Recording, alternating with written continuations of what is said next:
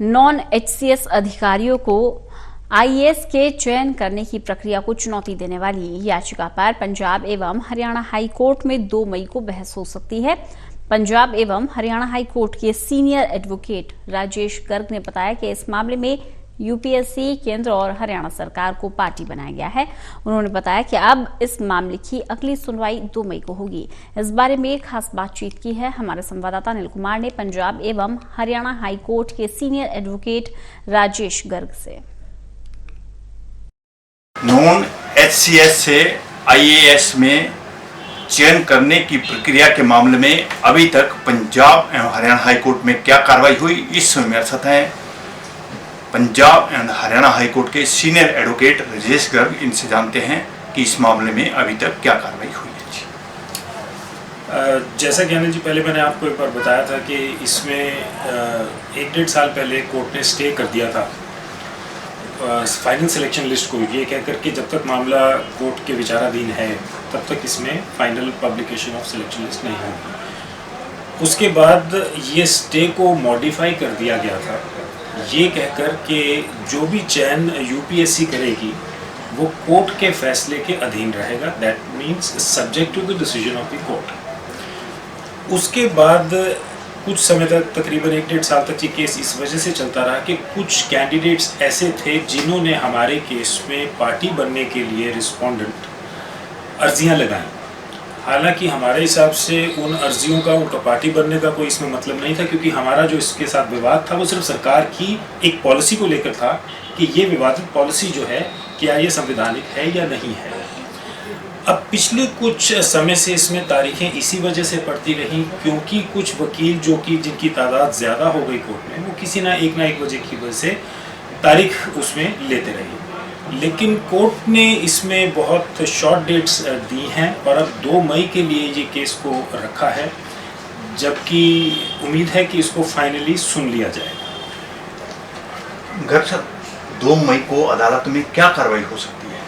देखिए, जैसे मैंने आपको बताया कि जी केस है तो फाइनल सुनवाई पर, और इस पर कोर्ट अपना फाइनली बहस सुनकर ये फैसला दे सकती है कि ये पॉलिसी वैलिड है या इनवैलिड है।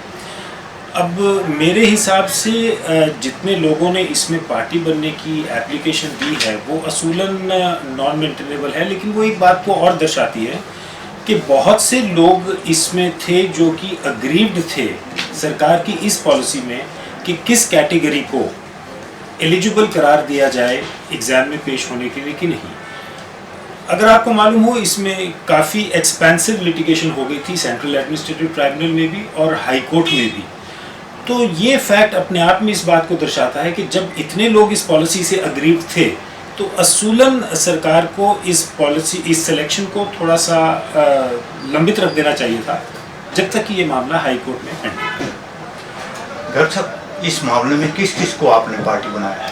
हमारी जो बेसिक इसमें कॉन्टेस्ट है वो सेंट्रल गवर्नमेंट और हरियाणा गवर्नमेंट के साथ है, और उसमें भी प्राइमरीली हरियाणा गवर्नमेंट के साथ, क्योंकि जो इम्प्यून पॉलिसी एग्जामिनेशन की थी वो हरियाणा सरकार की थी।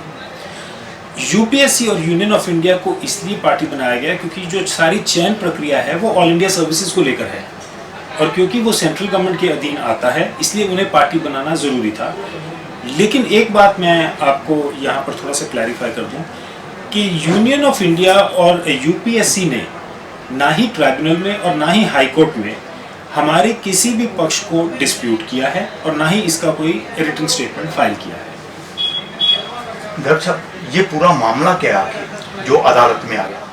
मामला तो देखिए आखिर यही है कि हमारा इसमें कहना ये है कि अगर कुछ कैंडिडेट्स जिनको एसीआर के बेसिस पर सेलेक्ट किया जाता है और किया जाता रहा है पिछले 27 वर्ष से, उनकी पहले एसीआर असेसमेंट होनी चाहिए। अगर सरकार को required number of candidates ACR के बेसिस पर मिलते ही नहीं तो एग्जामिनेशन कराने का मतलब क्या है? एग्जामिनेशन तभी कराया जाना चाहिए अगर eligible candidates, meritorious candidates required तादाद से बहुत ज़्यादा हों और उन्हें अगर आपने शॉर्टलिस्ट करना है। ये थे मेरे साथ पंजाब एवं हरियाणा हाई कोर्ट के सीनियर एडवोकेट राजेश गर्ग। इन्होंने बताया कि नॉन एचसीएस को आईएएस में चयन करने की प्रक्रिया के मामले में 2 मई को अदालत में बहस हो सकती है। वहीं इन्होंने बताया कि इस मामले में उन्होंने यूपीएससी, हरियाणा सरकार और केंद्र सरकार को पार्टी बनाया है। Anil Kumar, total news, Chandigarh.